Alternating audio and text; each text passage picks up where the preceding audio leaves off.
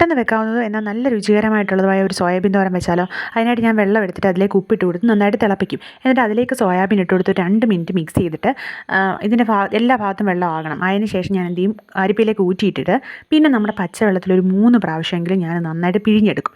എന്നിട്ട് ഈ വലിയ സോയാബീൻ ആയതുകൊണ്ട് ഇതിനെ ഒരു 4ആയിട്ട് കട്ട് ചെയ്ത് മാറ്റും. അങ്ങനെ ചെറുതായിട്ട് അരിയുന്നത് എന്താണെന്ന് വെച്ച് കഴിഞ്ഞാൽ നമ്മുടെ തോരൻ്റെ അരപ്പ് എല്ലായിടത്തും പിടിക്കണം.